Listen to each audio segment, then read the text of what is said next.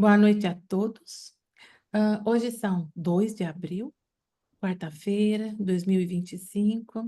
Estamos iniciando mais um estudo aqui do NEP Brasília. Muito obrigada pela presença de todos e por todos aqueles que vão ouvir posteriormente esse nosso estudo. Hoje daremos continuidade ao estudo sobre Jesus. Isso, à luz da doutrina espírita, né? Fazendo essa correlação, Evangelho, doutrina espírita. Muito bem. Vamos iniciar, então, os estudos fazendo uma leitura de harmonização com Mágida e, em seguida, a nossa oração inicial com a Silvia. Essa Eu leitura está só... no fonte. é, pode continuar, vou compartilhar, mas pode iniciar. Essa leitura está no Fonte Viva, o capítulo 76, por Emmanuel, e o título é Não sabeis que um pouco de fermento leveda toda a massa? Fermento espiritual. O fermento é uma substância que excita outras substâncias, e nossa vida é sempre um fermento espiritual com que influenciamos as existências alheias. Ninguém vive só. Temos conosco milhares de expressões do pensamento dos outros e milhares de outras pessoas nos guardam a atuação mental, inevitavelmente. Os raios de nossa influência entrosam-se com as emissões de quantos nos conhecem, direto ou indiretamente, e pesam na balança do mundo para o bem ou para o mal.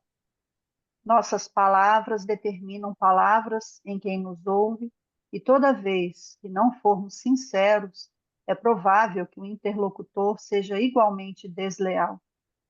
Nossos modos e costumes geram modos e costumes da mesma natureza, em torno de nossos passos, mormente naqueles que se situam em posição inferior à nossa, nos círculos da experiência e do conhecimento. Nossas atitudes e atos criam atitudes e atos do mesmo teor, enquanto nos rodeiam, porquanto aquilo que fazemos atinge o domínio da observação alheia, interferindo no centro de elaboração das forças mentais de nossos semelhantes. O único processo, portanto, de reformar edificando é aceitar as sugestões do bem e praticá-las intensivamente por intermédio de nossas ações. Nas origens de nossas determinações, porém, reside a ideia. A mente, em razão disso, é a sede de nossa atuação pessoal onde estivermos. Pensamento é fermentação espiritual. Em primeiro lugar, estabelece atitudes. Em segundo, gera hábitos. E depois, governa expressões e palavras, por intermédios das quais a individualidade influencia na vida e no mundo. Regenerado, pois, o pensamento de um homem, o caminho que o conduz ao Senhor se lhes revela reto e limpo. Emmanuel.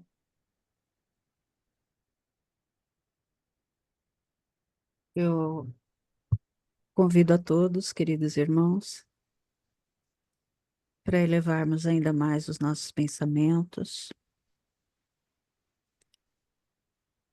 pensar em Deus, em Jesus, Deus, fonte de misericórdia, de luz, de sabedoria. Neste momento em que nos reunimos em estudo e reflexão, abrimos nosso coração e mente para compreender ainda mais os seus ensinamentos e os ensinamentos da doutrina espírita, à luz do Evangelho de Jesus. Que possamos com humildade buscar a verdade, o amor e a caridade. Ilumina nossos pensamentos, fortalece nossa fé e nos guia pelo caminho da renovação interior. Que cada semente aqui plantada se transforme em luz, em amor. Gratidão, Deus. Pedimos a permissão de iniciar os estudos. Que assim seja, graças a Deus.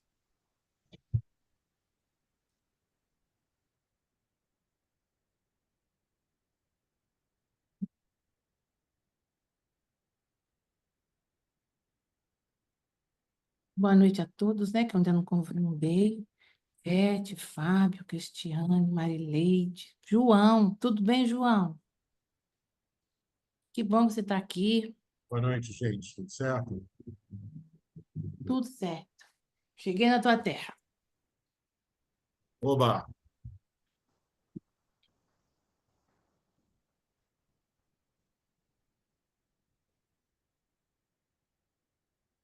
Isso.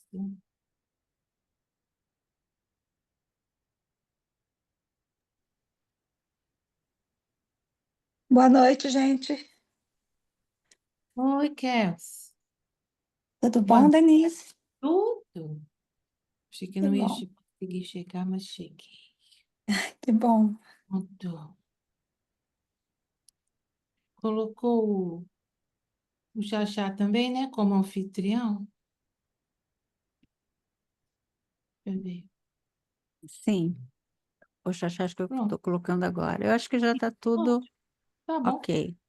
Tá. Uhum. Isso.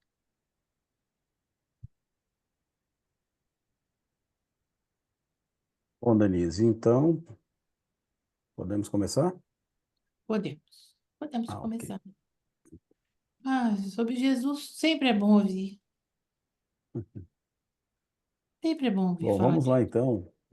Pessoal, boa noite a todos aí. Já dei boa noite para alguns aqui. É uma satisfação grande, né? Poder encontrá-los, nem que seja virtualmente, nessa quarta-feira, para a gente seguir aqui com com os estudos propostos, né? Ao longo de 2025. E a ideia é a gente continuar falando dos princípios básicos da doutrina espírita à luz do Evangelho de Jesus. E a gente vem conjugando a mensagem de Jesus com o que a doutrina nos revelou e trazendo também a doutrina para as questões que foram levantadas, sobretudo por Jesus, no seu Evangelho de amor. Eu lembro que o Honório Abreu, ele costumava dizer assim que a gente não sabe bem ao certo se a gente aprende mais doutrina estudando o Evangelho de Jesus ou aprende mais Evangelho de Jesus estudando a doutrina espírita, tá? O liame ali, ele é bem tênue. E o nosso objetivo é fazer essa conjugação aqui dentro das possibilidades, né, de cada um de nós aqui, e pedindo sempre a permissão para Deus e para Jesus e aos bons mentores. Vamos dar sequência ao tema Jesus, tá? Então, nós já estamos aí na terceiro encontro nosso falando sobre Jesus. Ainda vamos ter mais um aí antes da gente passar para um próximo tema, tá? Aqui está aparecendo para mim que a qualidade de voz está ruim, mas vocês estão me ouvindo bem, né? Eu imagino. Não, Sim, né? Ótimo. Então está. vamos lá, partir para o compartilhamento aqui. Só um segundo. Acho que eu já tenho aqui.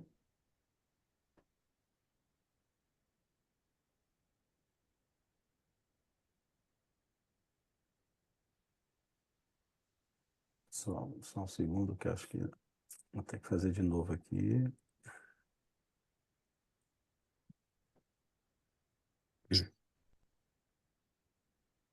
Ok.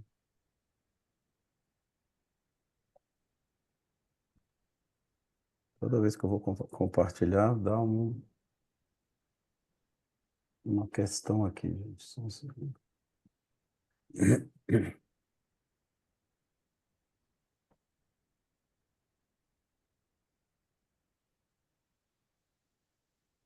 Sabe?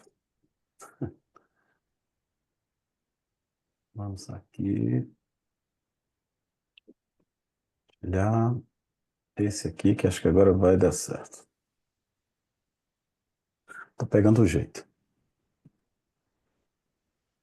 Tá aparecendo para vocês, então, a minha tela escrita Jesus. Confere, né? Sim, perfeito. Obrigado. É, Perfeito. só um segundinho aqui agora, porque...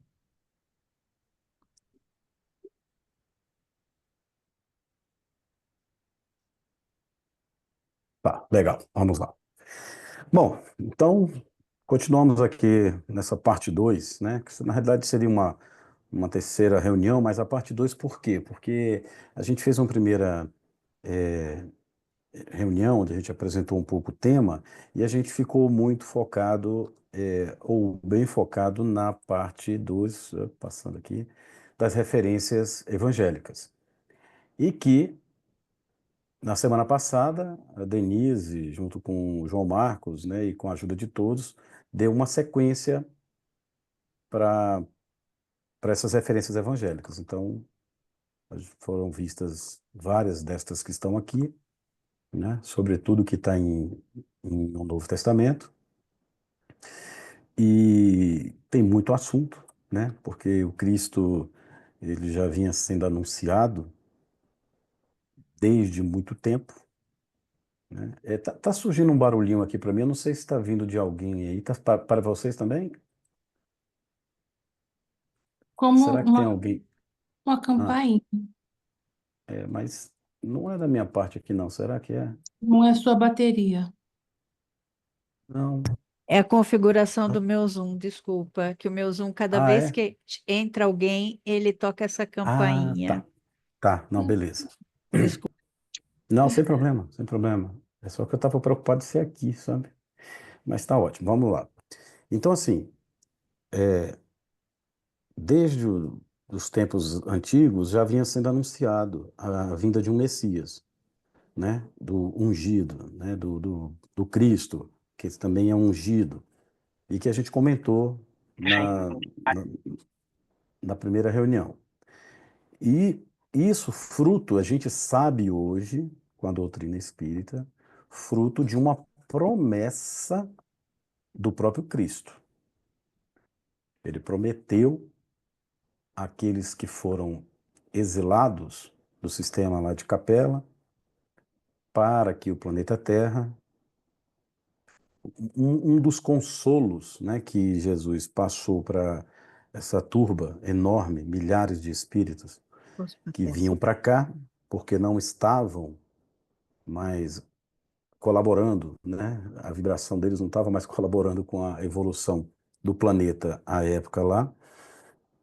E ele falou: olha, vão lá, vocês vão virar uma espécie de professores, porque vocês já estão mais adiantados em algumas questões do intelecto, mas eu irei em breve. E foi mais ou menos isso que ele falou, e depois de um tempo ele prometeu, mandou lá os profetas para dizer que viria um Messias e tudo mais, e veio. Então, o Velho Testamento fala muito dessa vinda, dessa promessa da vinda do Messias. E o Novo Testamento fala bastante desde a genealogia do Cristo, né? Como foi bem comentado, inclusive, na semana passada, até os tempos futuros, que a gente vê lá em Apocalipse. Hoje, deixa eu voltar aqui. Tá. Hoje, a nossa ideia aqui é a gente trazer um pouco mais do que a doutrina espírita fala para nós acerca de Jesus. Tem muita coisa, porque a nossa doutrina, ela tem por base a mensagem do Cristo.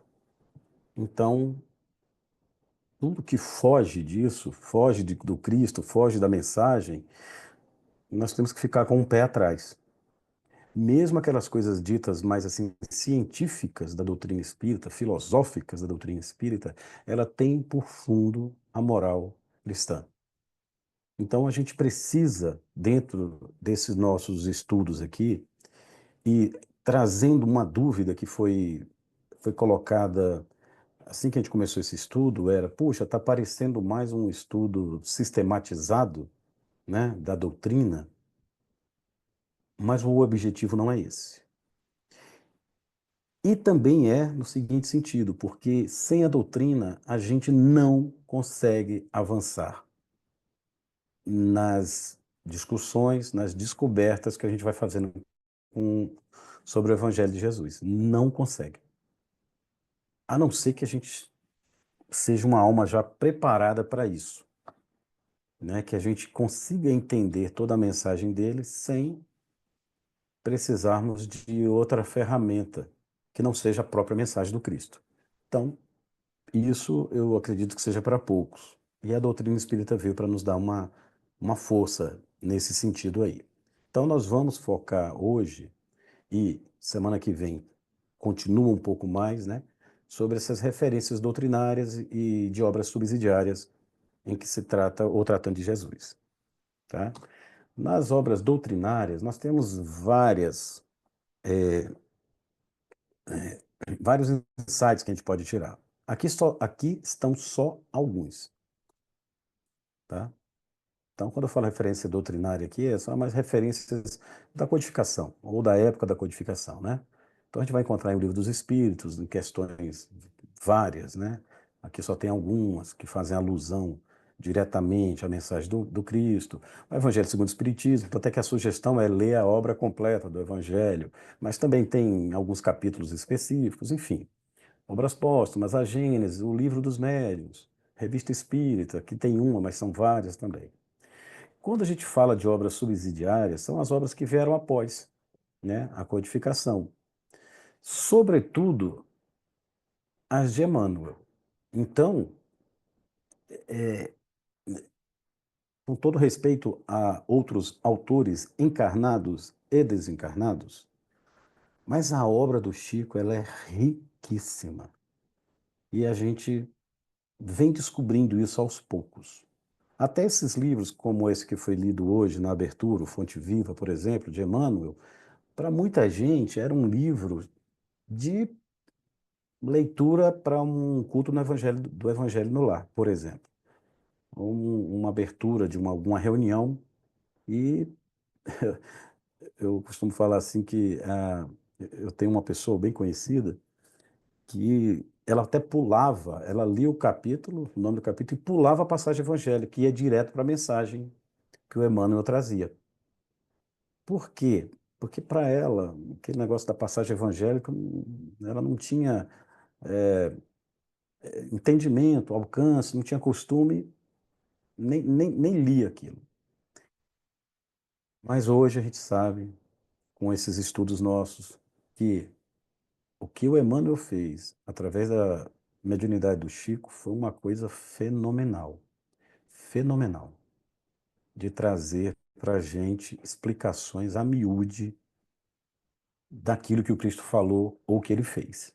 Então, mais uma vez, com respeito a todas as obras, né, e todos os autores aí, mas particularmente vou direto ao Chico, vou a Emmanuel, vou a essa obra maravilhosa do Chico para poder tirar minhas dúvidas, tá?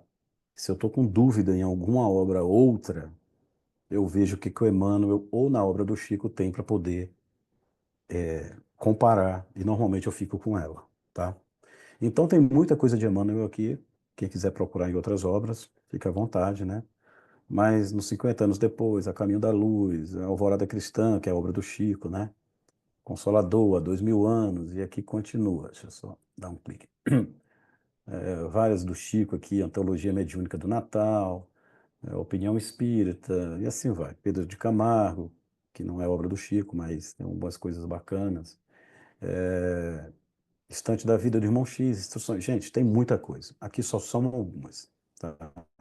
Então, a gente vai explorar hoje algumas coisas aqui, para na semana que vem a gente trazer, né, mais, com a ajuda de vocês, mais assuntos aí com relação a Jesus na doutrina dos Espíritos.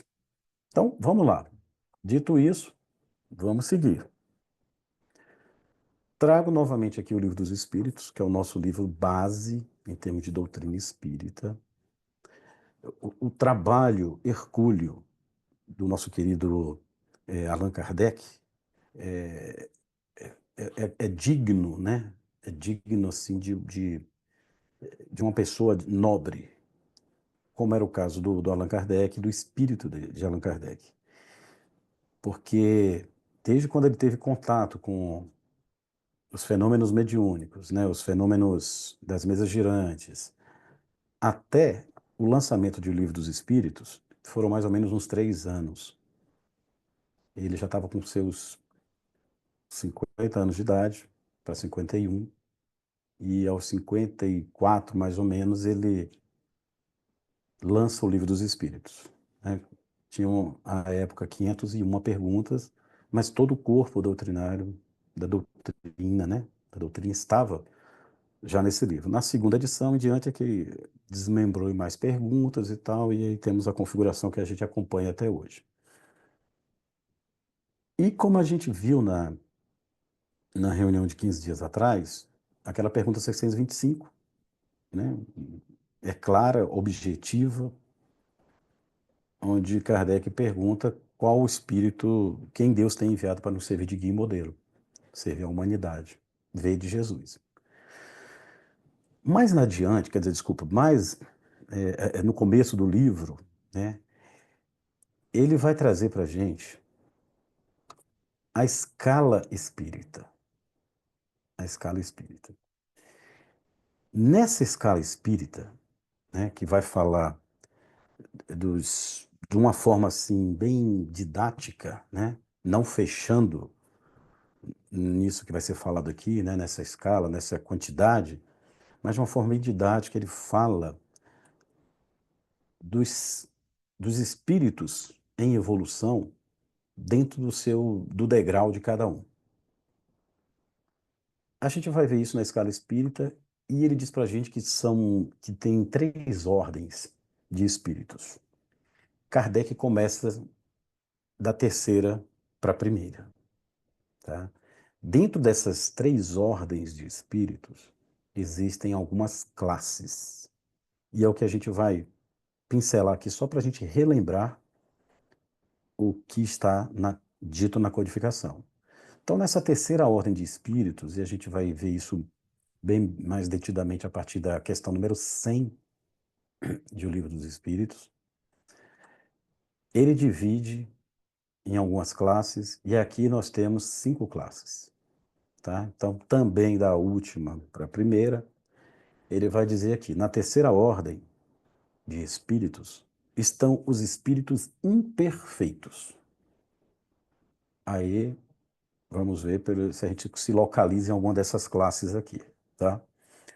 Não é para ninguém falar não, viu, gente? Eu só estou falando que a gente provavelmente deve estar, né, numa dessas classes aqui, dessa terceira ordem. Porque o mundo ainda é um mundo de provas e expiações, expiações e provas, e a gente está numa categoria de mundo inferior. Portanto, a predominância aqui é de espíritos imperfeitos. Então, na 10ª classe estão os espíritos impuros.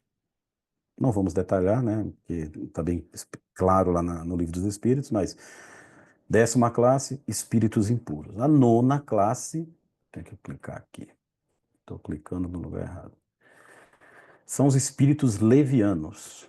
E Kardec, né, faz um resumo de cada classe, considerações gerais, e vai dizer um pouco o que seriam esses espíritos impuros, os espíritos levianos, os espíritos pseudo-sábios, que está na 8ª classe, os da 7ª classe, que são os espíritos neutros,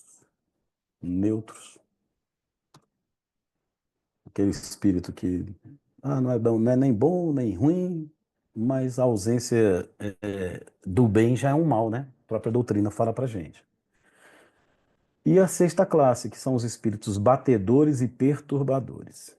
Então, nós já temos aqui 5 classes das 10, que, mais uma vez, didaticamente, Kardec trouxe para nós. E essas 5 aqui, de trás para frente, né, estão compondo aqui a terceira ordem, que são os espíritos imperfeitos. Aí a gente pula para a segunda ordem de espíritos, que são os bons espíritos, espíritos bons. Nesse caso aqui, nós temos 4 classes. Então foram 5 na primeira classe, 4 agora nessa segunda ordem de espíritos, que quando a gente sai de um espírito imperfeito, a gente passa, né? Quando a gente vai na nossa evolução, a gente vai para bons espíritos, espíritos bons. E a quarta classe seriam os espíritos sábios. Temos a terceira classe, espíritos prudentes. Temos a segunda classe dessa ordem, né, de espíritos aqui, que são os espíritos superiores. Tá faltando uma. Faltou uma aqui. Peraí, vai só um segundo. Acho que acabou pulando a quinta classe aqui, viu, gente? Se alguém tiver com o livro dos espíritos fácil aí, na hora de colocar o slide aqui, ele passou batido, tá? Mas são 4 aqui. Tem a quinta, a quarta, a terceira, a segunda classe, que são dos espíritos superiores. Então, olha que interessante. Sábios prudentes superiores. Os espíritos que ajudaram ali na codificação com Kardec, eles eram de uma ordem de bons espíritos e de uma classe de espíritos superiores. Olha quem estava lidando conosco, lidando com Kardec, para poder trazer essa mensagem, essa verdadeira invasão organizada dos espíritos superiores. Então, nessa ordem aqui.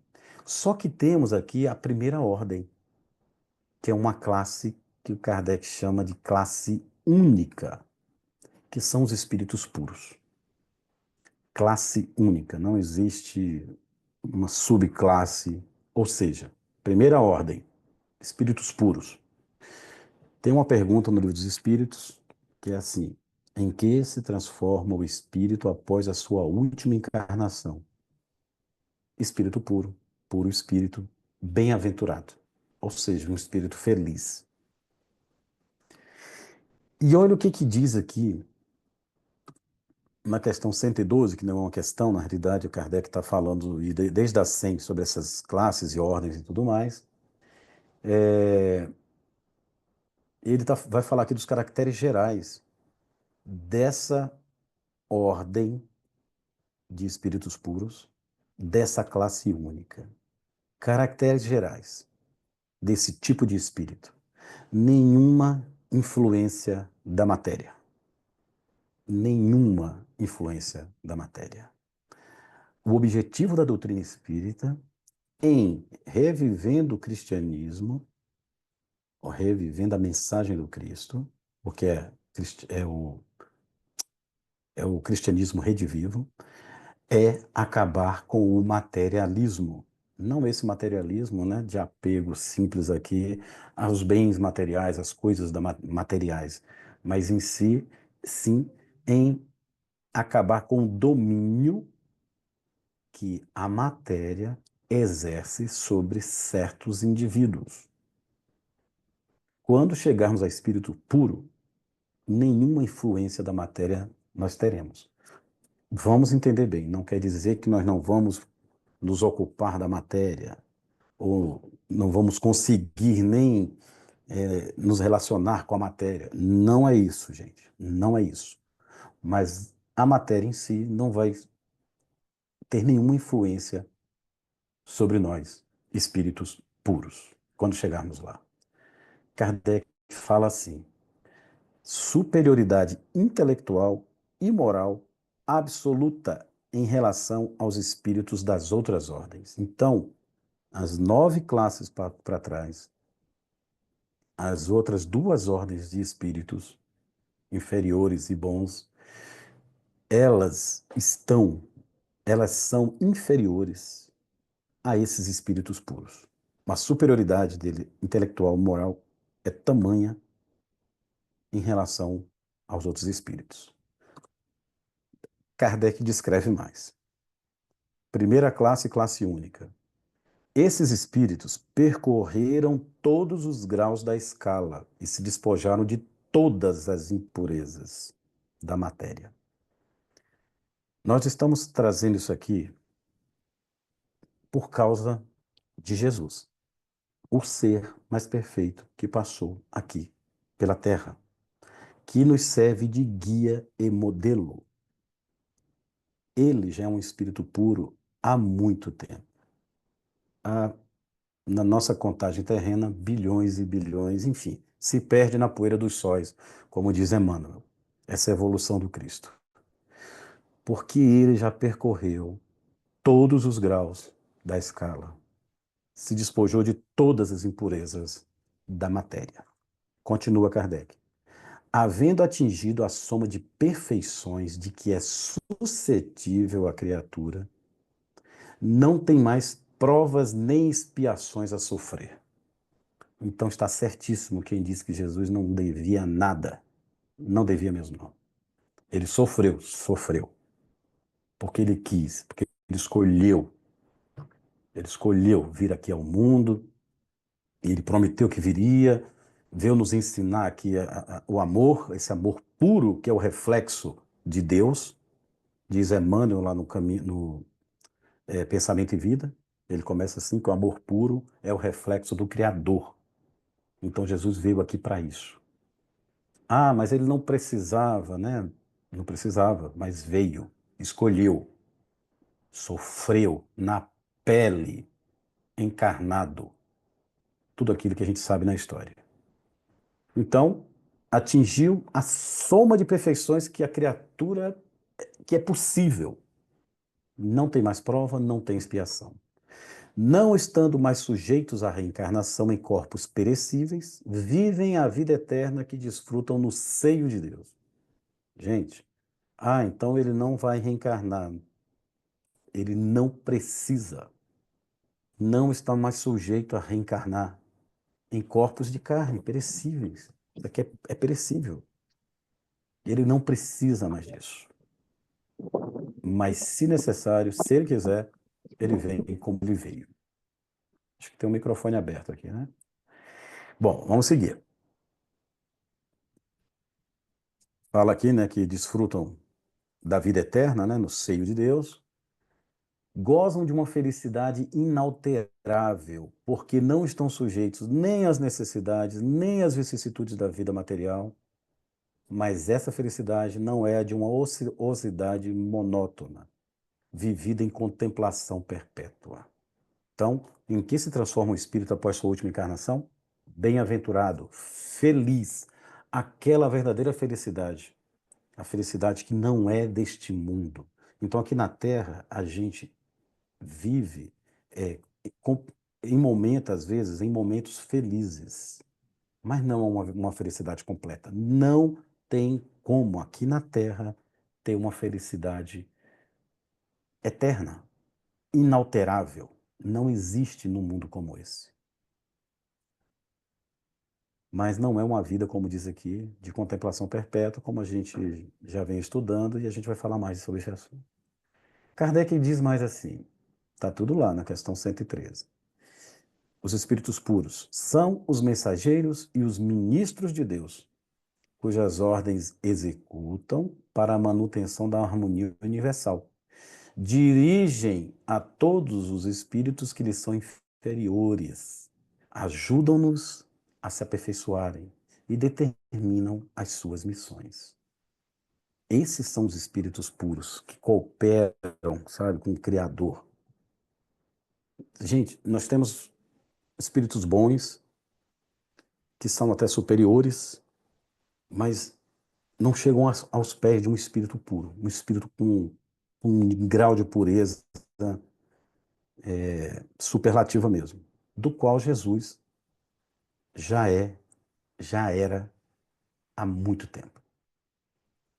Os espíritos inferiores são dirigidos por ele. Eles ajudam no aperfeiçoamento, determinam missões. Assistir os homens nas suas angústias, incitá-los ao bem ou à expiação das faltas que os distanciam da felicidade suprema, é para eles uma ocupação agradável. Olha que interessante. Deus não pune, Deus não castiga. Deus utiliza os espíritos para fazer cumprir as leis dele, do Criador.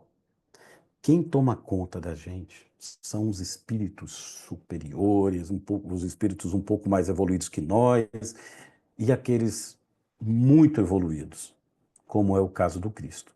Porque eles querem o nosso bem, eles tentam nos assistir nas nossas angústias, e olha o que diz aqui: incita-nos ao bem e à expiação das faltas que distanciam a gente da felicidade suprema. Então eles se ocupam disso. Os destinos do ser humano estão nas mãos de espíritos como Jesus.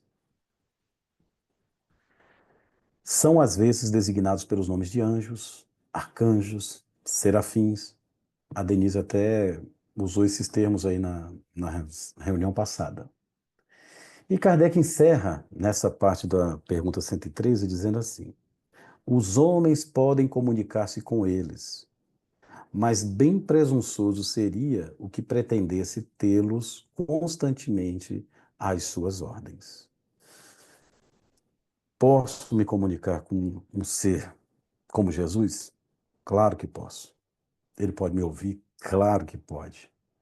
Agora, querer que ele seja meu, só meu, sabe? Como meu Deus, o Deus meu seria um, o seu é outro.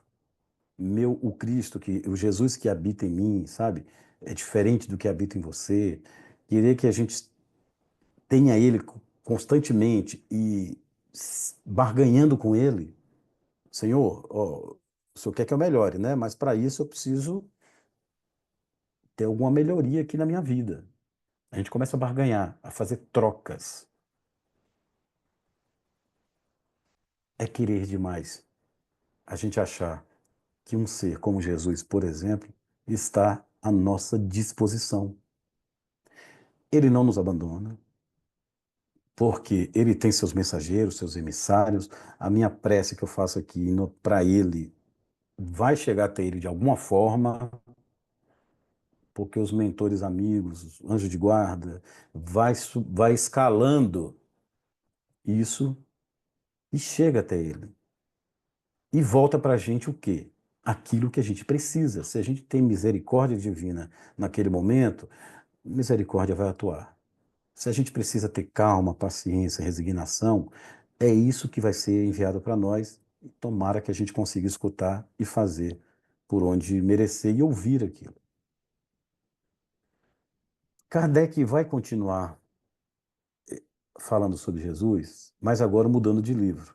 Vamos mudar aqui um pouquinho e vamos trazer o Evangelho segundo o Espiritismo, que, como a maioria sabe, todos sabem, trata da parte moral da mensagem do Cristo. Então, aqui nesse livro, Kardec não se preocupou com os detalhes de como a coisa era feita, por que Jesus fazia aquele tipo de milagre, aquele tipo de cura, porque falou isso, porque falou aquilo. Não, mas, enfim, no fundo, é o sentido moral que tem da mensagem dele. Então, esse próprio Cristo, esse próprio Jesus, falou ao longo da passagem dele aqui pela Terra que não penseis que eu tenha vindo destruir a lei ou os profetas. Ele falando, o Mestre, não os vim destruir, mas cumpri-los.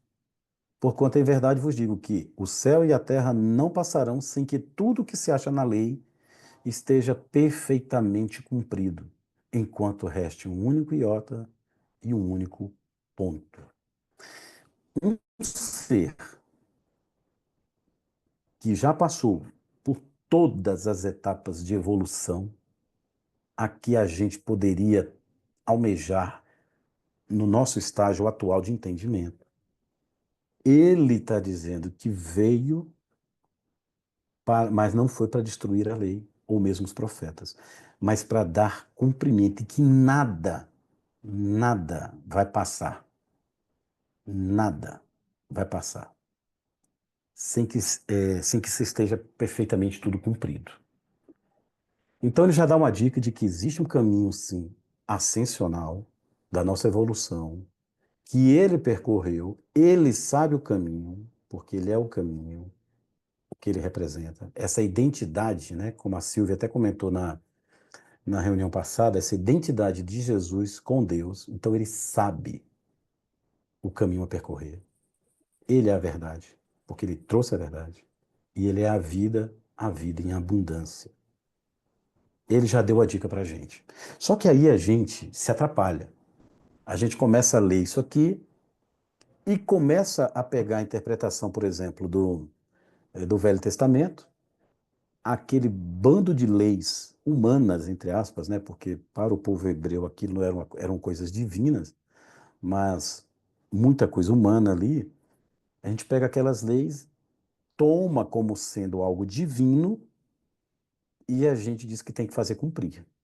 Aí a gente esquece, por exemplo, um mandamento de amor, amar a Deus sobre todas as coisas, esquece o amar ao próximo, esquece o não matarás, para poder a gente fazer tudo diferente e apedrejar aquele que for pego em adultério e começar a fazer a nossa própria justiça.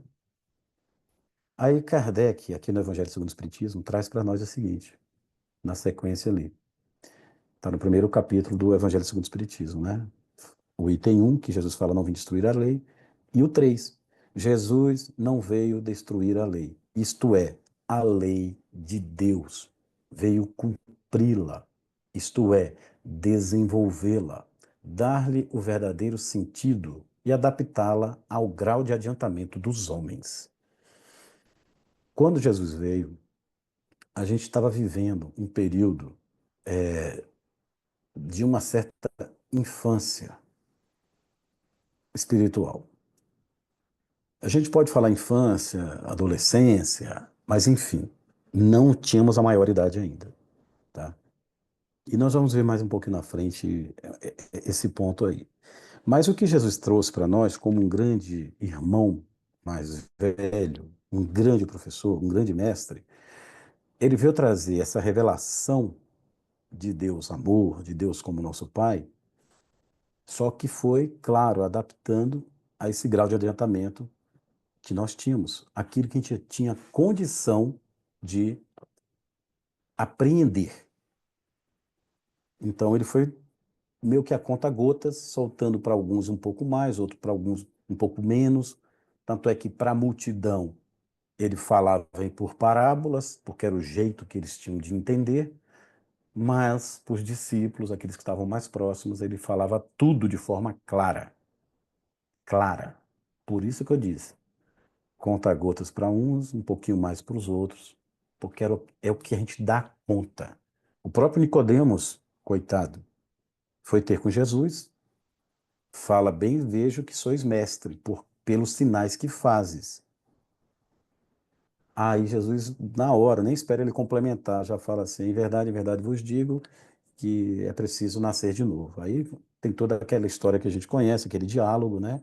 E ele fica baratinado. Ele era uma pessoa que era tipo um doutor da lei, né? Conhecia da lei, mas não estava. Quando Jesus começou a falar que o que é nascido da carne é carne, o que é nascido do espírito é espírito, ele ficou confuso. Como pode uma pessoa sendo velha voltar para o ventre da mãe? Estou te falando das coisas da terra e você não entende? Que dirás do céu? Então, foi sim dado por Jesus o desenvolvimento dessa lei que ele veio cumprir, que é a lei de Deus, que essa lei está na consciência de todo mundo, foi dado, adaptado ao grau de adiantamento de cada um. Lá no capítulo 24 desse mesmo Evangelho segundo o Espiritismo, tem o capítulo Eu não coloquei a candeia debaixo do alqueire, está lá no item 12. No item 12, Kardec diz assim, Jesus dirigia-se absolutamente aos pobres e aos deserdados, porque são eles os que mais necessitam de consolação, e aos cegos, humildes e de boa fé, porque eles pedem que lhes abram os olhos, e não os orgulhosos, que creem possuir toda a luz e não precisar de nada. Foi dado de acordo com o grau de adiantamento de cada um. Existiam pobres, deserdados da sorte, desiludidos já, cansados, já procurando um exílio, querendo ir para um deserto para poder pensar, para poder ver se encontrava alguma solução para as suas vidas. Jesus veio para esses. Jesus veio para aqueles que estavam precisando de consolo. Ele é o grande consolador. É o primeiro consolador. Veio para essas pessoas. Olha que interessante que está no Evangelho segundo o Espiritismo, que a gente usa muito para poder fazer os estudos da mensagem de Jesus à luz da doutrina. Veio para os cegos. Jesus encontrou muitos cegos, fisicamente falando mesmo, que queriam o quê? Ver. Pediram o básico, que eu veja, Senhor, dai-me essa graça. Vê porque sua fé te curou. Então, cegos, aos humildes, humildes. Quando ele fala que humildes, são os humildes mesmos. Aqueles que já entendem ou entendiam que existe um ser superior, algo além daquela coisa física, daquele mundo material que eles estavam vendo ali. E os de boa fé, porque pedem que abra os olhos. Agora, para os orgulhosos, Jesus não perdia tempo. Não perdia tempo. Soltava as mensagens, dava os ensinamentos, não perdia tempo. Hoje a gente às vezes fica querendo convencer as pessoas, sendo que os orgulhosos não querem, não querem. Eles, como diz aqui, creem possuir toda a luz. Eu não preciso desse Cristo, não preciso dessa mensagem, porque eu me guio por outras coisas. Eu me guio pelas sensações materiais, físicas. Eu não preciso disso aí. Creem possuir toda a luz e não precisar de nada. Jesus veio para trazer para nós o entendimento da lei de Deus de acordo com o entendimento de cada um. Isso está demonstrado no Novo Testamento, várias passagens dele, onde ele cura, ajuda, mas em alguns ele faz silêncio, fica silencioso. Humberto de Campos tem várias lições, gente. Gente, tem lição em que, não sei se é o Tomé ou se é um outro lá, que traz duas pessoas importantes para conversar com Jesus. Jesus fica calado do começo ao fim, a ponto do cara virar para o apóstolo e falar assim: esse aqui, que é o Cristo, que é o Salvador, que não sei o quê, e Jesus calado o tempo todo. O apóstolo, né, o discípulo fica até meio chateado e triste, porque Jesus não falou nada. E depois Jesus dá uma bela de uma lição ali, bem bacana, para ele, dizendo assim: de que adiantaria falar alguma coisa? Então, é por aí. Vamos seguindo, porque a gente vai mudar de livro aqui agora. Temos no livro 50 anos depois, que é uma obra fantástica, do nosso querido Emmanuel, que veio na sequência, né, assim, da história, inclusive, logo após o livro Há 2000 anos, em que Emmanuel também é personagem lá no Há 2000 anos. Aqui ele começa, nossa, a introdução é quase um capítulo desse livro aqui, né? É quase um capítulo, porque ele vai explicar, olha, algumas personagens que vocês viram no outro livro, na outra história, não estarão aqui, porque cada uma foi, né, seguindo aí algumas coisas. Só se 50 e poucos anos depois, Emmanuel volta. E mais alguns ali, né, uma aqui e outra ali. E ele volta como na história, um escravo. Tem uma parte lá em que vai mostrar, vai assim, relatar como é a personalidade de Nestório, um escravo de um alto funcionário de Roma, e que ele acaba sendo é, aproveitado para serviços burocráticos. Aí o Emmanuel, nossa, ele descreve, meio parágrafo, uma página e pouquinho, a personalidade do Nestório, que a gente vai ver ali, naquela atuação burocrática que ele estava fazendo, quase que a mesma personalidade do senador Romano Públio Lentulus. A diferença, era um escravo. Ele era um simples escravo, mas já era cristão. Algumas conversas de bastidor, né? A gente costuma falar isso com alguns amigos, assim, é que assim, não adianta a gente dizer que morreu pelo Cristo, né? Eu daqui a pouco explico melhor isso aí. Porque mais na frente, nas outras encarnações, na evolução, a gente pode tropeçar. Chico falava, até o último passo a gente pode tropeçar. Nestório foi um caso desse. Nosso querido Emmanuel foi um caso desse. Porque ele saiu, o Públio Lentulus saiu chamuscado de lá, já estava ali como o senador, buscando algumas coisas do cristianismo para poder entender, reencarna como Nestório, é cristão, o filho dele é cristão, o Ciro, mas o Nestório acaba morrendo, né, por uma flecha, porque era cristão. Então ele morreu pelo Cristo. Mas um pouco antes, né, no livro conta, ele vai falar algumas coisas. Ele foi convidado para fazer uma palestra. E ele diz isso aqui, ó. Quando ele vai falar, no capítulo, tá, o capítulo 2, um anjo e um filósofo. Ele está dizendo assim: entretanto, Jesus de Nazaré trouxe ao mundo uma nova esperança. Aos orgulhosos advertiu que todas as vaidades da terra ficam abandonadas no pórtico das sombras do sepulcro. Aos poderosos deu as lições de renúncia aos bens transitórios do mundo, ensinando que as mais belas aquisições são as que se constituem das virtudes morais imperecíveis valores do céu. Exemplificou em todos os seus atos de luz indispensáveis à nossa edificação espiritual para todo poder, para Deus Todo-Poderoso, Pai de misericórdia infinita, em nome de quem nos trouxe a sua doutrina de amor com a palavra de vida e redenção. Então ele está expondo, está falando. Jesus veio ao mundo como aquela esperança. Foi uma nova esperança.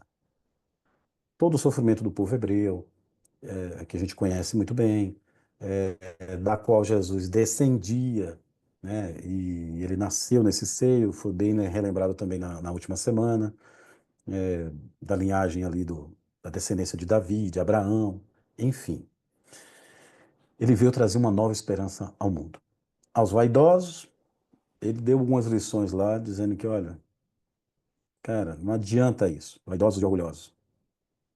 Seríamos comparáveis a sepulcros caiados, né? Que bonito por fora, mas podres por dentro. Isso vai acabar ficando ali, no túmulo. Continua. Além de tudo, Jesus é a única esperança dos seres desamparados e tristes da terra, por enquanto, de acordo com as nossas doces promessas, hão de receber as bem-aventuranças do céu todos os desventurados do mundo, entre as bênçãos da simplicidade e da paz, na piedade e na prática do bem.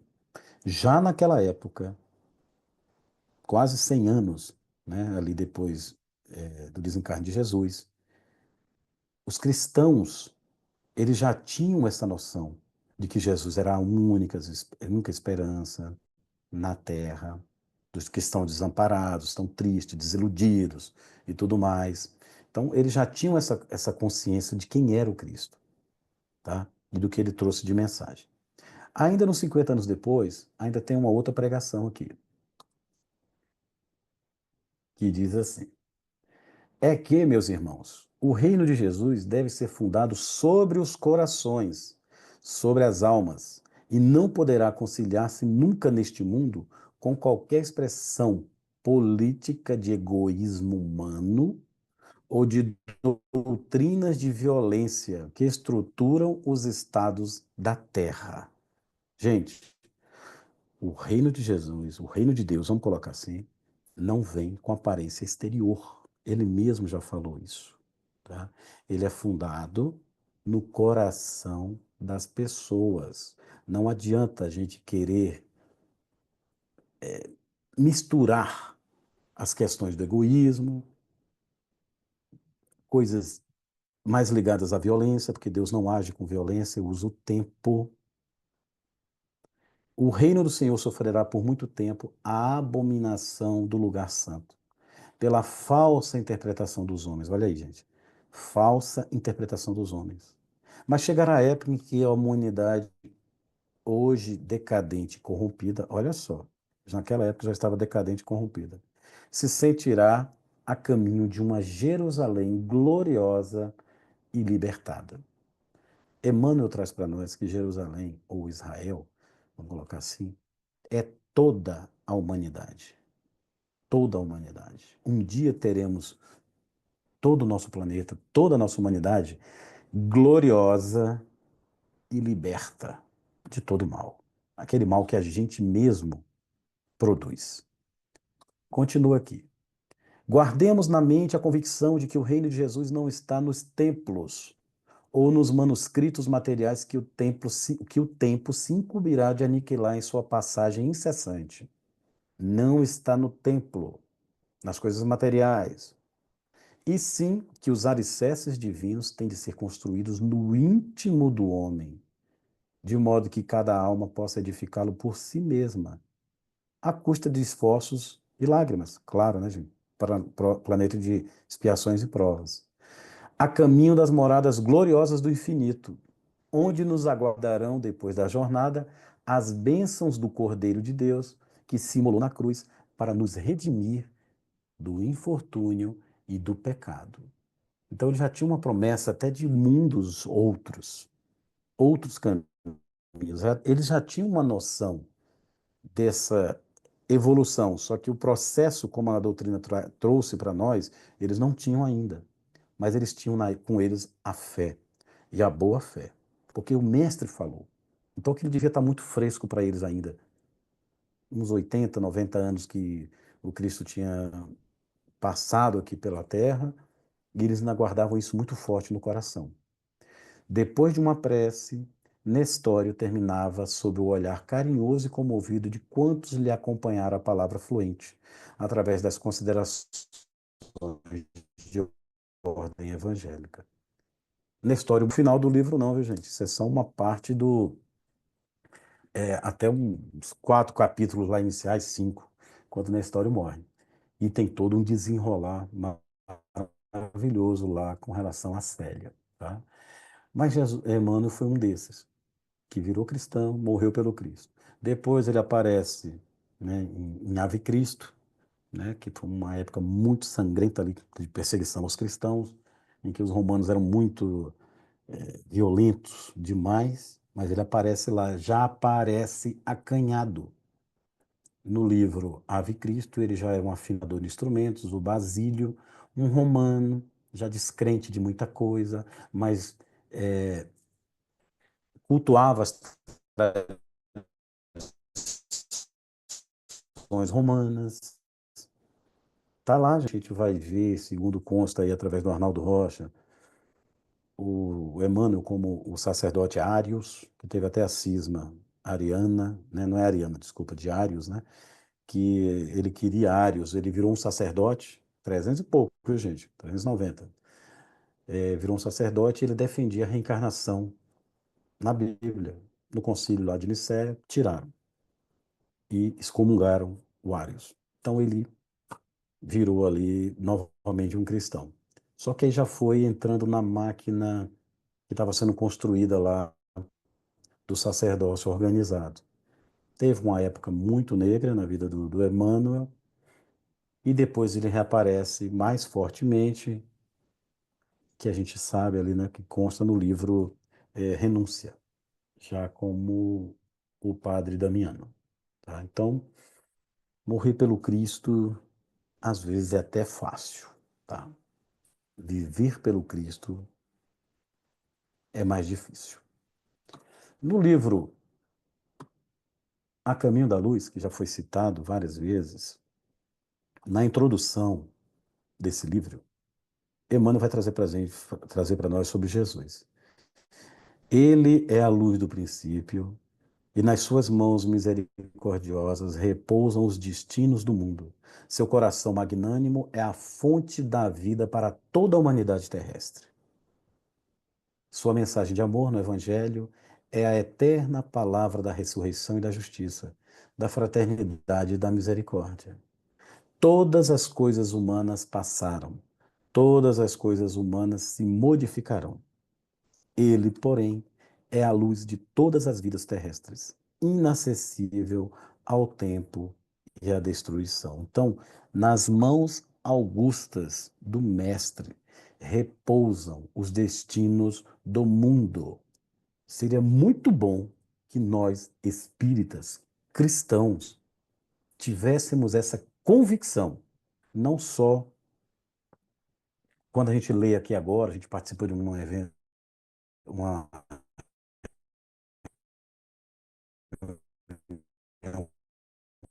como essa, e a gente fica embevecido. As nossas desesperanças, elas têm que sumir, porque Jesus está no leme. Os destinos do mundo estão nas mãos de Jesus. De Jesus. Nós não podemos fazer o mundo do nosso jeito.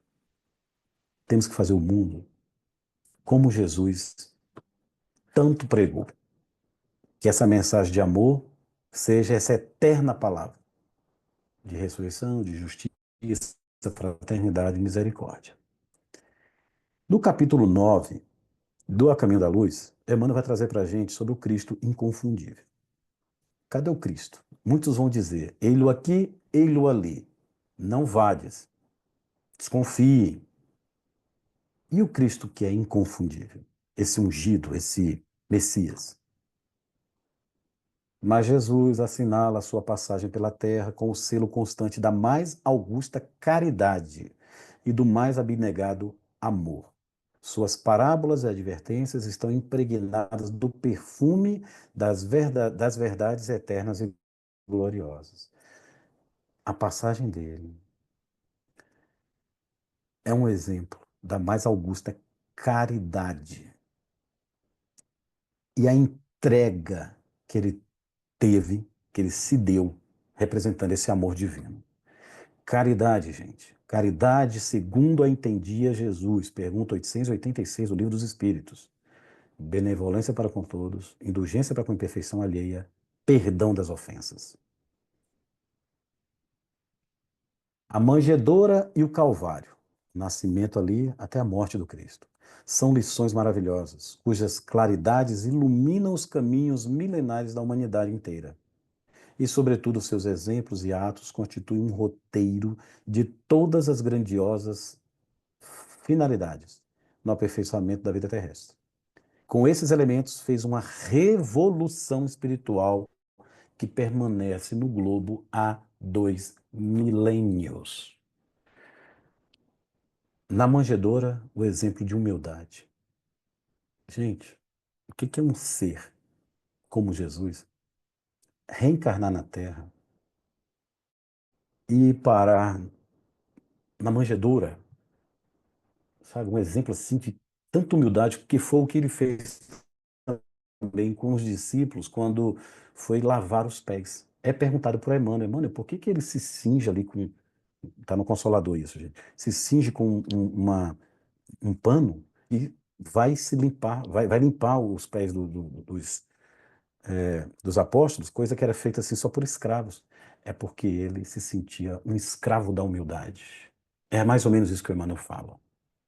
Essa mensagem, isso tudo que ele fez, causou essa revolução espiritual que permanece até hoje. E a gente leu um pouco atrás. Todas as coisas passaram, passarão, mas Jesus não. Respeitando as leis do mundo, aludindo à efígie de César, ensinou as criaturas humanas a se elevarem para Deus, na dilatada compreensão das mais santas verdades da vida. Remodelou todos os conceitos da vida social, todos, exemplificando a mais pura fraternidade.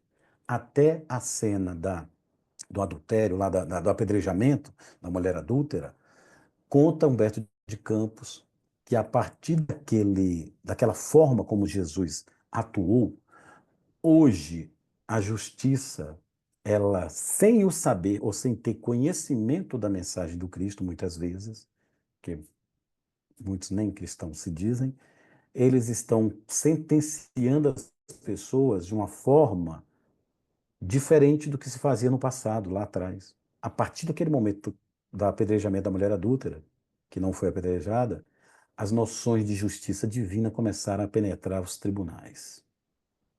Ele mudou, gente, a vida social.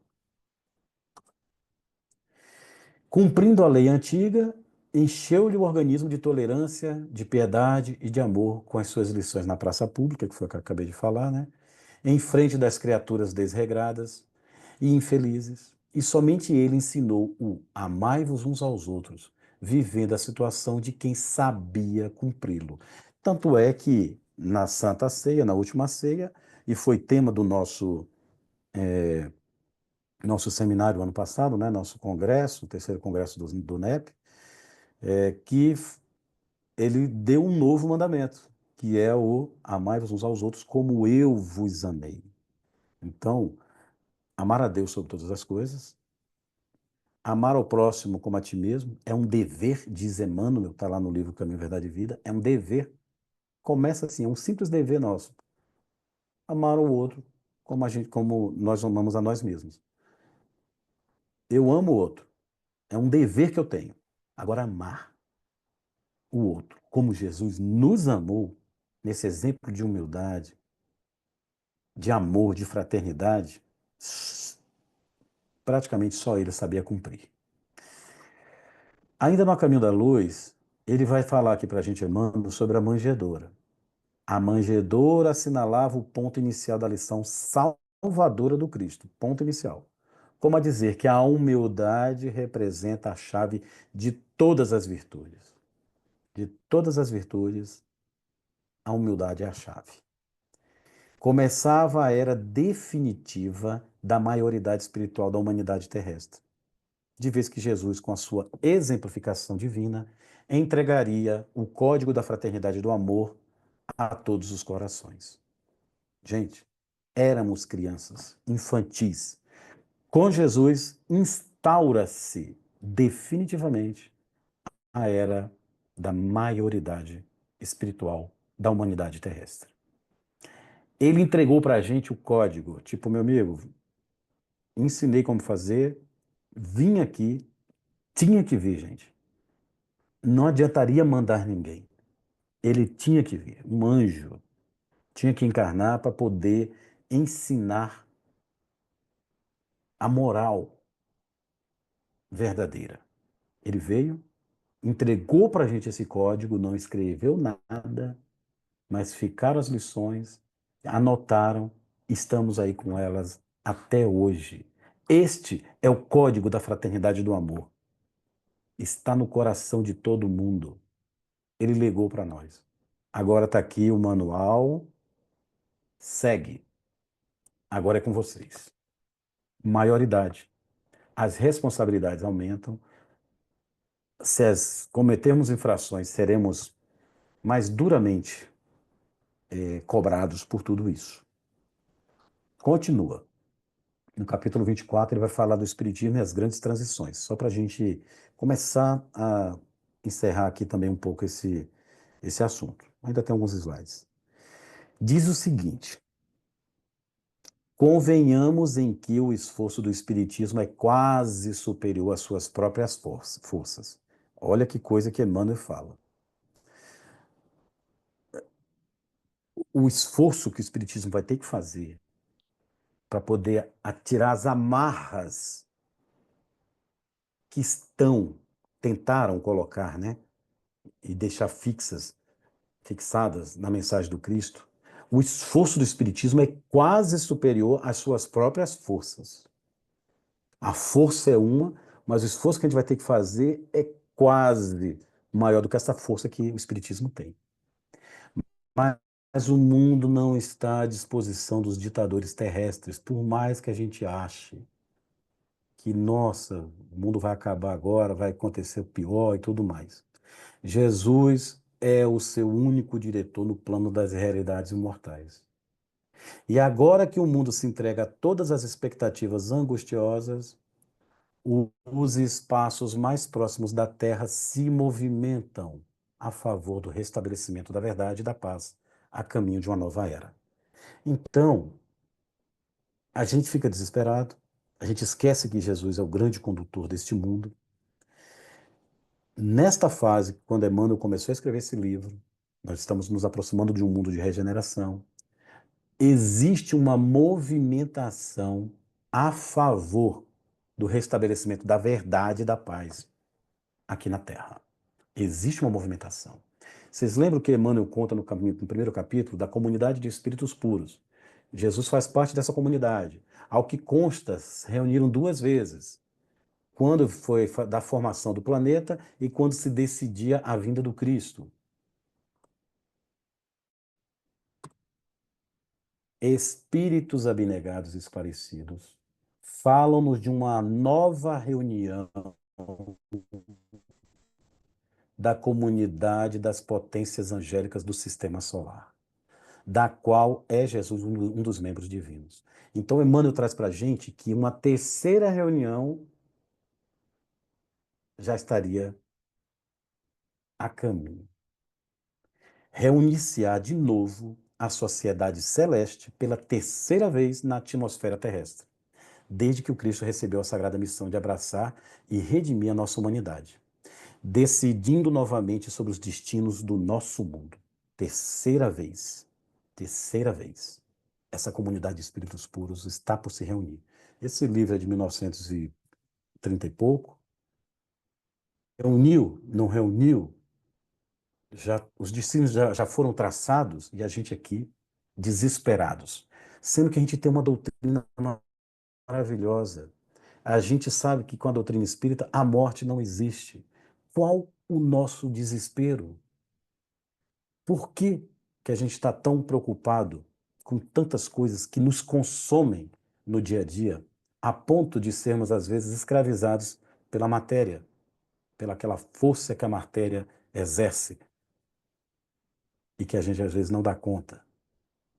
Tem essa comunidade de espíritos puros reunindo, ou já se reuniram, ou estão por reunir, em que muitas coisas mudarão. Pergunta, Emmanuel, que resultará desse conclave dos anjos do infinito? Deus o sabe. Nas grandes transições do século que passa, aguardemos o seu amor e a sua misericórdia. Jesus faz parte desse grupo. Jesus é o nosso governador espiritual. Tudo está nas mãos dele. No Ave Cristo, né, que eu até citei aqui, se passa ali no século III, é um livro muito forte, muito bom, mas muito forte, onde está o nosso querido Tassiano, que é o nosso querido Arnaldo Rocha, né? Onde está o Emmanuel, que é o Basílio, onde está o Corvino pai, desculpa, o Corvino mais velho, que é o vovô Corvino, que é o Bezerra de Menezes. Depois vem o Corvino II, né, que assume o lugar dele, que é o pai do nosso Tassiano. A história é belíssima, muita gente já leu, quem não leu, leia, tá? Ou então o pessoal releia. Mas aí o Corvino, pai, o vô, que é o Bezerra de Menezes, ele, no segundo capítulo, conversa lá com o que seria o Corvino II, o pai do Tassiano. Ele diz assim: admites, porventura, que o mestre haja descido das alturas simplesmente para falar? Jesus viveu as próprias lições, guerreando a sombra com a luz que irradiava de si mesmo, até ao derradeiro sacrifício. Achamo-nos num mundo envolvido em trevas. Corvino falando isso, gente, no século III. E não possuímos outras tochas para clareá-lo, senão a nossa alma, que precisamos inflamar no verdadeiro amor. O Evangelho não é somente uma propaganda de ideias libertadoras. Acima de tudo, é a construção de um mundo novo para a edificação moral do novo homem. Então, já naquela época, as trevas tomavam conta, enquanto os romanos, nos circos do martírio, pegavam pessoas, queimavam vivas para iluminar toda a arena. Nós, cristãos, os cristãos, não tínhamos outras tochas senão a alma, a nossa própria alma, que a gente tem que inflamar com verdadeiro amor. Por isso Jesus fala: brilhe, pois, a vossa luz diante dos homens, para que vejam as vossas boas obras e glorifiquem ao Pai que está nos céus. Isso sim liberta. O evangelho não é propaganda. Ai, como é bonitinho, Jesus falou isso, olha que legal. Tá vendo? Você tem que fazer isso. Não. É construção de um mundo novo, edificando um homem novo. Continua Corvino. Jesus não falava simplesmente ao homem que passa, mas, acima de tudo, ao espírito imperecível. Ponto. Paremos aqui. Só para a gente comentar um pouco mais. Jesus não viria das alturas, das resplandecências lá do infinito, para curar corpos, tão somente. Eu dando só um exemplo aqui, né? Ele veio e curou. Mas a gente não pode ficar atrás disso. Se a gente tiver merecimento de uma cura física, que ótimo. Mas ele não estava falando para nós. Como Emmanuel diz lá na introdução do Caminho, Verdade e Vida. Acima de tudo, ele fala para o espírito que é imortal, é imperecível, pode destruir à vontade o corpo. O espírito continua. Diverte. Corvino falando. Jesus adverte: melhor será entrares na vida aleijado que tendo duas mãos e te aproveitares delas para descida às regiões inferiores. Corpo, matéria. Isso aí pode trazer a nossa derrocada, a depender de como a gente age ou do emprego que a gente dá ou da força que a gente dá, emprega para as coisas tão somente físicas ou materiais. A coisa é tão séria porque que tem lá no Evangelho segundo o Espiritismo uma hora, uma mensagem do Vianney Curadas, que ele é chamado para curar uma menina que estava cega. E ele fala: bom seria para você se pudesse ficar o tempo todo assim, do que usar seus olhos para o mal. Eu não posso curar de mim mesmo, se Deus permitir que assim seja. Enfim, aquilo que a gente tem, como ele fala aqui, a gente pode, é melhor vir aleijado do que tendo as mãos, tendo todo o vigor, e a gente usar isso para cavarmos um buraco onde a gente pode cair e ser muito difícil sair dele, como foi o caso do filho pródigo, que teve que se levantar, se erguer e voltar ao pai. Finalizando, trouxe aqui do livro Antologia Mediúnica do Natal, de Chico Xavier, por vários espíritos, uma mensagem do nosso querido André Luiz, que se chama O Grande Doador, falando de Jesus. Diz assim: ele não era médico e levantou paralíticos e restaurou leprosos, usando o divino poder do amor. Não era advogado e elegeu-se o supremo defensor de todos os injustiçados do mundo. Não possuía fazendas e estabeleceu um novo reino na terra. Não improvisava festas e consolou os tristes e reergueu o bom ânimo das almas desesperadas. Não era professor consagrado e fez-se o mestre da evolução e do aprimoramento da humanidade. Não era doutor da lei e criou a Universidade Sublime do Bem para todos os espíritos de boa vontade. Padecendo amarguras, reconfortou a muitos. Tolerando aflições, semeou a fé e a coragem. Ferido, curou as chagas morais do povo. Supliciado, expediu a mensagem do perdão e do amor em todas as direções. Esquecido pelos mais amados, ensinou a fraternidade e o reconhecimento. Vencido na cruz, revelou a vitória da vida eterna em plena e gloriosa ressurreição, renovando os destinos das nações e santificando o caminho dos povos. Ele não era, portanto, rico e engrandeceu os celeiros dos séculos. Quem oferecer assim o coração, repetindo, quem se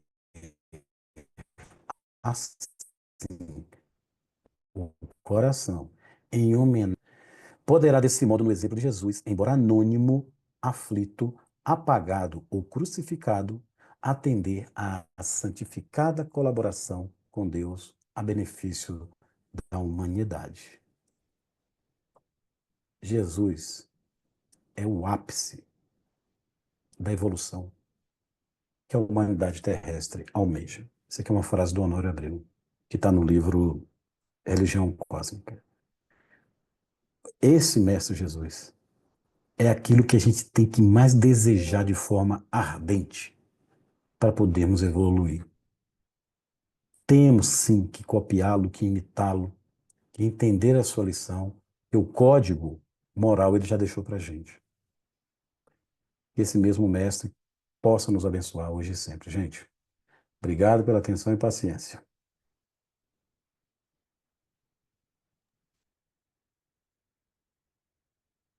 Muito bom, né, Xaxá? Falar sobre Jesus não cansa. A gente vai falando e vai absorvendo tantas mensagens, tantos ensinamentos de tantos livros.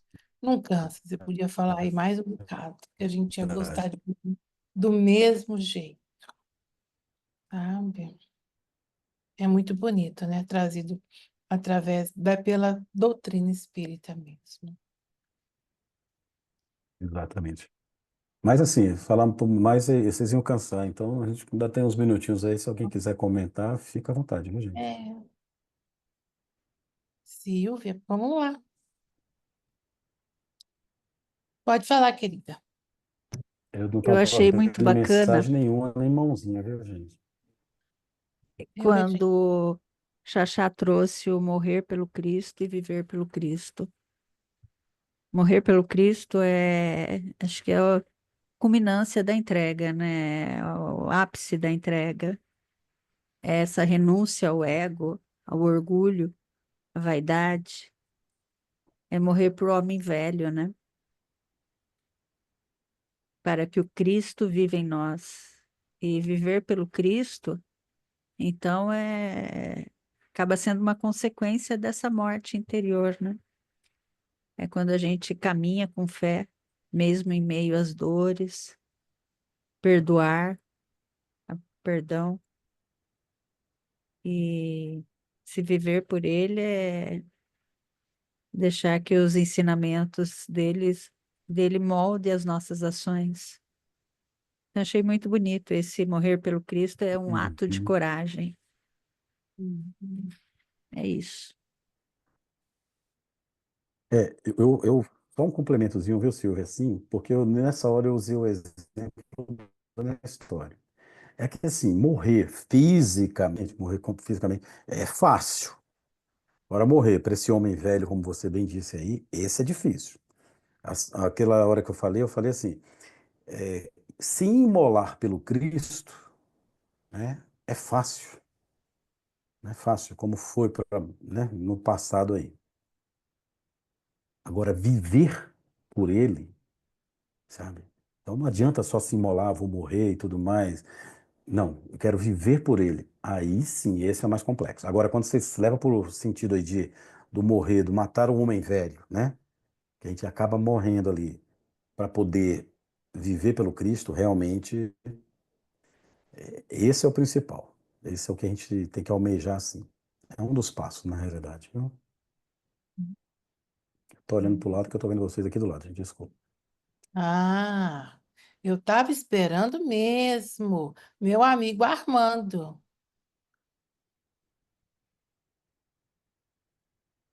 Armando, pode Armando falar. Reis. É. Armando, acho que seu microfone deve estar fechado. Ele consta fechado aqui mesmo. É. Denise, ajuda ele aí.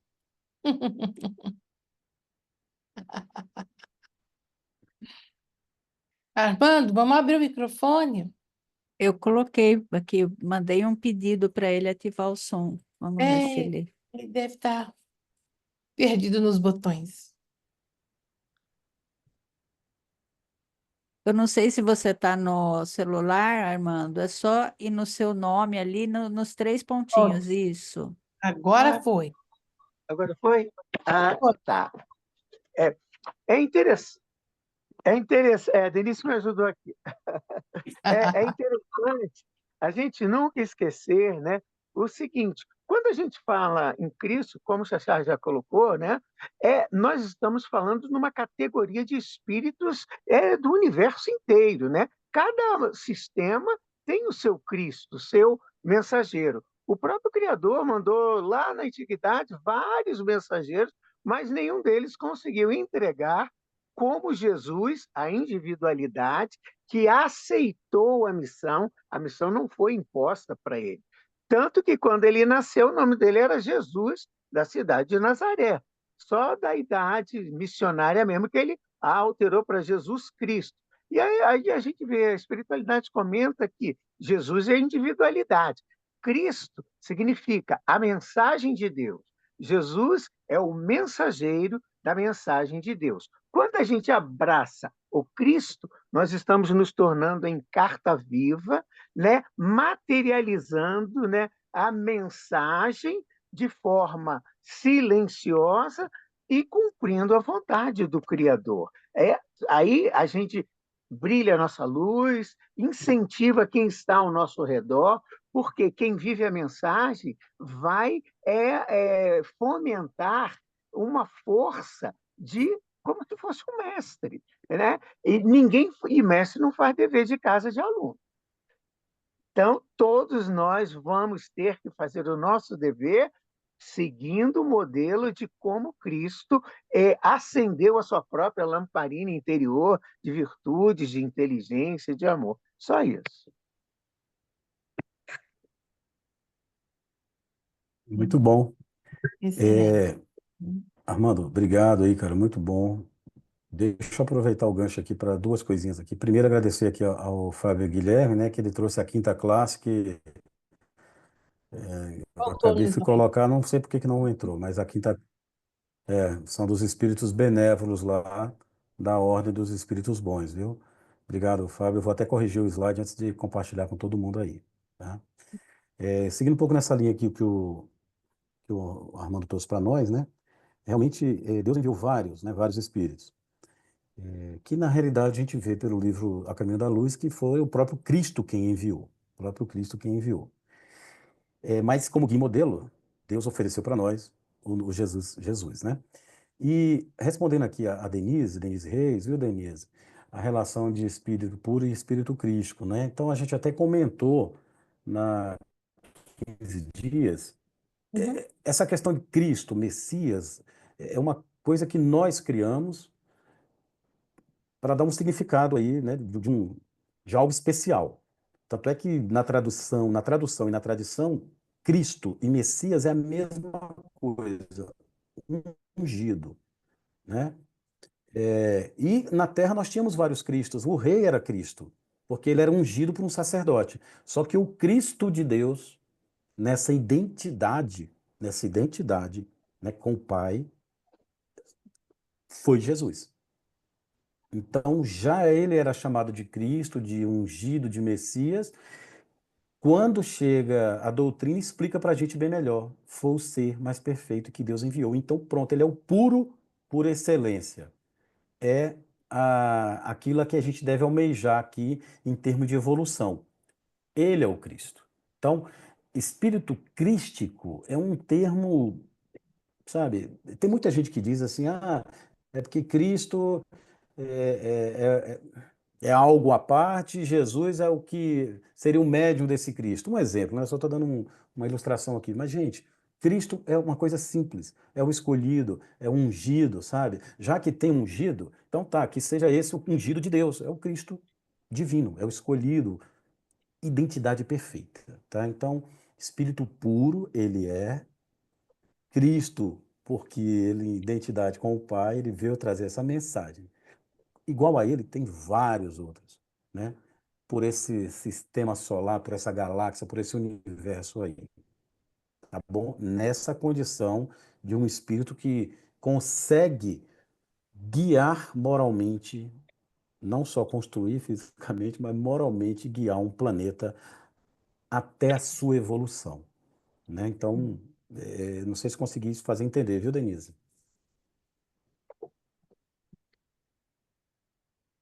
Obrigado, Denise. Joia. Denise 2 ou 1 é contigo. Estou aqui. Não, excelente. Não, você já havia explicado e a gente veio com isso mesmo. Uma outra literatura mostra uma outra posição semelhante, né? Que existe uma hierarquia celestial com Cristo, é a mesma coisa, entendeu? E a partir do momento que tem uma missão, se torna Messias. Mas todos vão ter missões também, então fica tudo subentendido. Mas fica claro dessa forma, sim, que não precisamos complicar muito, que o nosso entendimento Isso é aí. limitado. Então, vamos entender e seguir o caminho, né? Porque temos mais outros pontos de sabedoria para a gente aprender mesmo. Mas é por aí. Muito bom, excelente. Nosso horário já está perto de terminar, e no próximo encontro, nós vamos continuar estudando mais um pouco sobre Jesus. Temos as obras, não é mesmo, Xaxá? O que você poderia nos sugerir Isso. para reforçar os nossos estudos, para a gente preparar? Beleza. A gente vai conversando aí, Tá bom? vamos mandando para vocês mensagem, Uhum, mas as obras subsidiárias e essas subsidiárias, ela já ainda tem uhum, muita coisa para a gente explorar. Muita coisa. Então a gente pode pegar algumas coisas ali, outras que surgirem, para a gente ficar comentando e ver que Jesus é o cara, né? E é nosso guia e modelo, e a uhum. doutrina explica muito bem isso. Ele não é esse ser distanciado de nós, evolução é uma coisa, mas ele está próximo de nós. Ele não é um ser místico, sabe? Ele não é Deus, né? Mas então a gente É, tem que tirar essas sombras que ainda envolvem essa mística em torno do Cristo, né? A gente precisa, com a doutrina espírita, esclarecer isso. Com isso, quando a gente voltar a estudar o Velho Testamento, o Novo Testamento, em ver o Messias, Jesus e tudo mais, a é, gente vai ter uma noção atual e espírita de quem é esse ser. excelente. E, graças a Deus, Jesus tem uma paciência imensa, né? E aguarda nosso próprio crescimento moral, né? Muito bacana isso também, sabe? Estava lendo outro dia um pedacinho, aquela parábola da semente, que eu até postei, que eu fiz uma live com a Cris. Tem um item lá interessante que eu estava discutindo com uma outra pessoa, que essa semente divina, né, colocada em nossos corações, ela dorme, ela levanta, é noite, é dia, e vem escrito lá que ela vai germinar, só que a gente não sabe como. Uhum. Olha que interessante, não sabe como.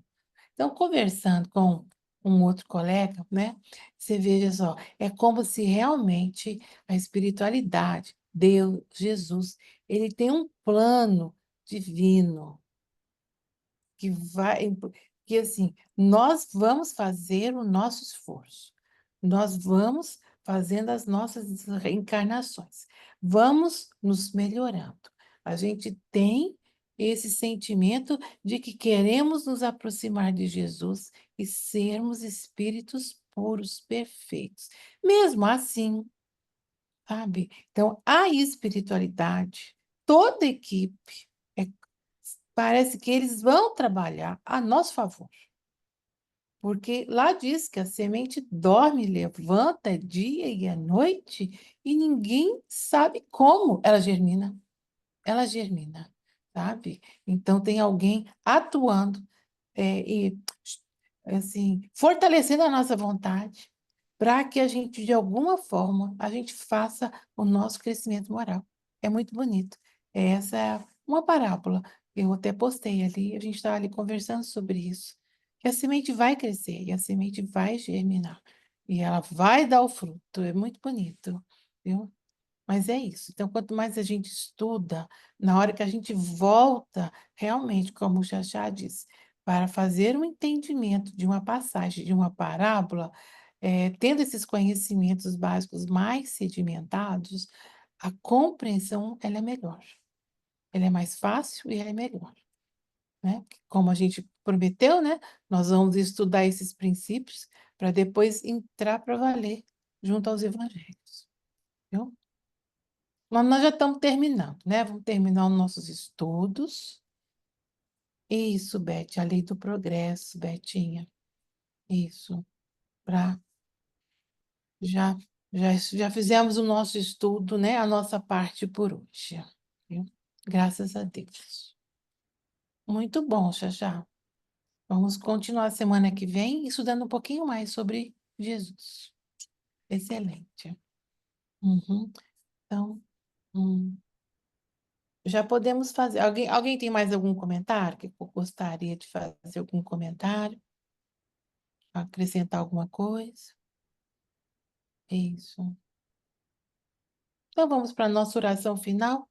Alguém gostaria de fazer a nossa oração final? Hum, hum,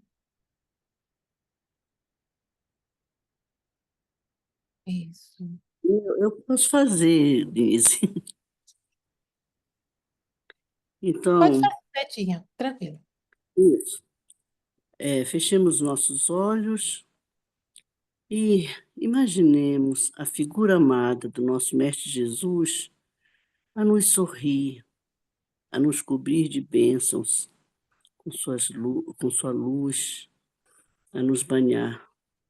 E agradeçamos por mais esta oportunidade de estarmos aqui, nos beneficiando com esse banquete espiritual, desses esclarecimentos sobre a personalidade dele e o magnânimo amor dele por nós em vir à Terra para nos salvar da ignorância em que estávamos e ainda, às vezes, e ainda continuamos, né? Para que, fortalecendo-nos, ó Jesus, nós possamos prosseguir nessa caminhada de cada vez mais procurarmos nos melhorar a cada instante, para que, dando as mãos a vós, possamos seguir convosco até o Pai, porque só chegaremos a Ele convosco, nós já sabemos. Então, que não esmoreçamos, que sigamos adiante com fé, esperança, coragem, de nos empenharmos em mudança, perseverança, caridade e amor. Que assim seja. E assim, eu agradeço a presença de todos, agradeço a Xaxá, né, a Silvia que me ajudou hoje na sala. Isso, gratidão, pessoal, e a toda a espiritualidade que nos acompanha e que permita que nós possamos estar juntos novamente na próxima semana, viu? Muito obrigada mesmo, pessoal, viu? Beijos a todos.